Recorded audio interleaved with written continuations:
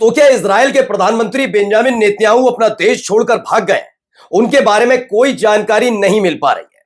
हाँ, उनका जो विशेष विमान यानी कि एक राष्ट्रीय अध्यक्ष का जो विशेष विमान काफिला वाला होता है, वो आसमान में उड़ता नजर आया। कहां गया, क्यों गया, किसी काम से गया है या छिपने गए हैं, भाग गए हैं या फिर किसी, कोई जानकारी नहीं है। और ये खबर ऐसे वक्त में आई है दोस्तों, जब ईरान से एक बहुत बड़ी सनसनीखेज रिपोर्ट निकल कर आई। रिपोर्ट यह है कि अमेरिका की शय पर इजराइल ईरान को गजा बनाने की तैयारी में था। कैसे, वो रिपोर्ट आज आपको दिखाऊंगा।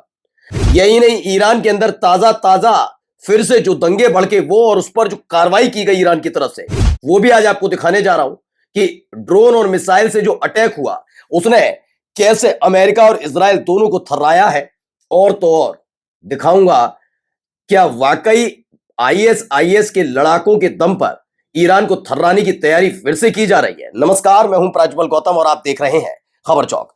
सबसे पहले शुरुआत ईरान के उसी प्रदर्शन की। मैं खबर बताऊं उससे पहले आपको बता दूं कि 3 बातें मैंने प्रदर्शन के दौरान ही कही थी।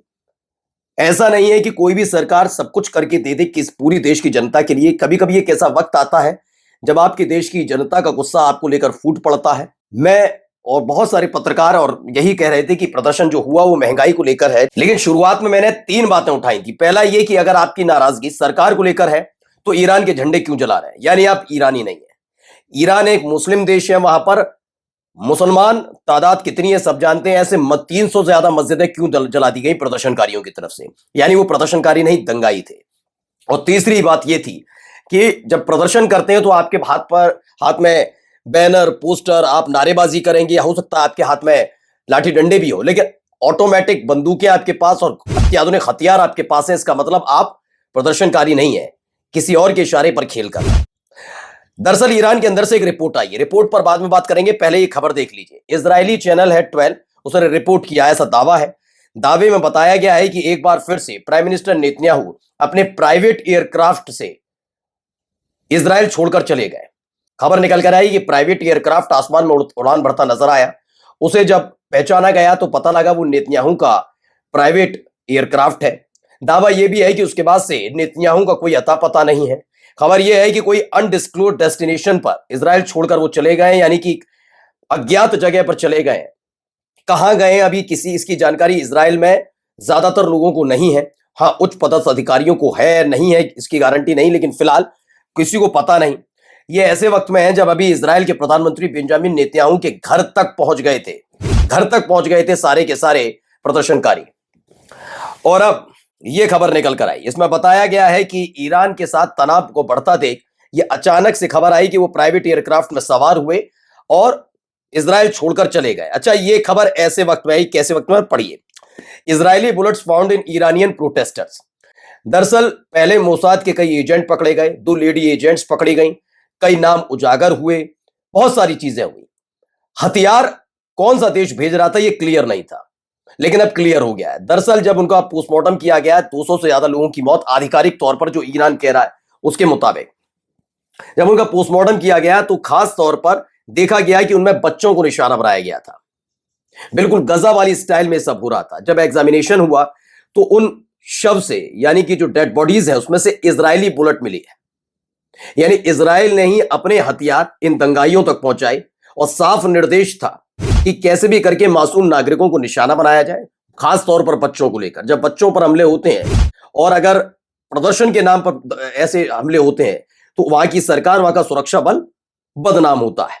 कोई पोस्टमार्टम रिपोर्ट देखने नहीं जाएगा, यही कहा जाएगा कि ईरान की सरकार ने ईरान की सुरक्षा बल को आदेश दिया और बच्चों को टारगेट किया गया, यानी ईरान को आपस में उलझाने की तैयारी थी। पहला यह था कि इतना दबाव डाला जाएगा, इतना दंगा कराया जाएगा कि डर की वजह से खामेनेई और मौजूदा शासन प्रशासन जितना भी उनके सरकार में है वो सब छोड़कर चले जाएंगे ईरान। ऐसा नहीं हुआ। प्लान बी ये था, अगर ये नहीं हो पाया तो छोटे छोटे बच्चों को निशाना बनाया जाए, दंगा और भड़केगा, आरोप ईरान पर लगेगा, सरकार पर और सुरक्षा बल पर, और उसके बाद तख्ता पलट हो जाएगा। ये भी खेल नहीं हो पाया। अब जो ताजा खबर निकल कर आई उसमें यही क्लियर हो रहा है कि छोटे छोटे बच्चों को निशाना बनाया गया था ईरान को बिल्कुल गजा वाली स्टाइल में थर्राने के लिए।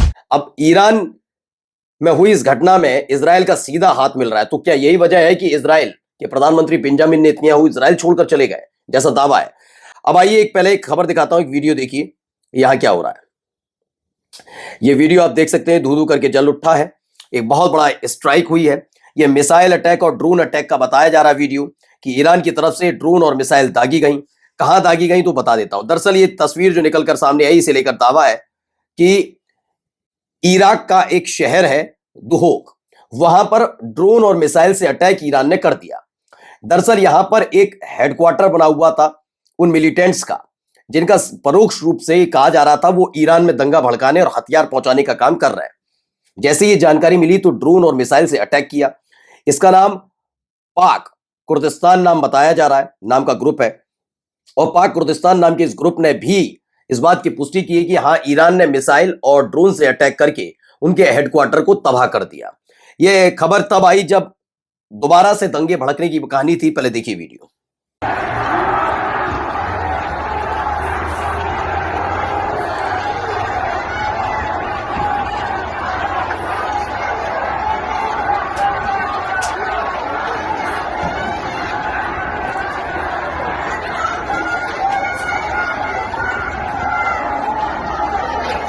तो दावा है कि ईरान में फिर देर रात प्रदर्शन भड़क गया, प्रदर्शन की आग कही जा रही है।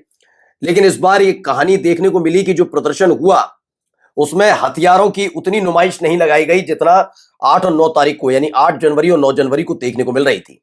अत्याधुनिक हथियारों के साथ दंगाई सड़क पर थे। वैसे हालात फिलहाल ईरान में नहीं देखने को मिले, यानी IRGC ने दंगाइयों पर तो काबू पा लिया है।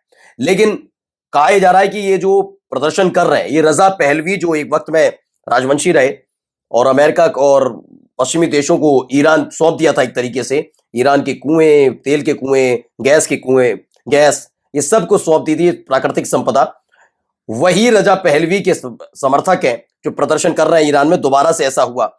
एक और वीडियो निकली, ये वीडियो जरा देखिए।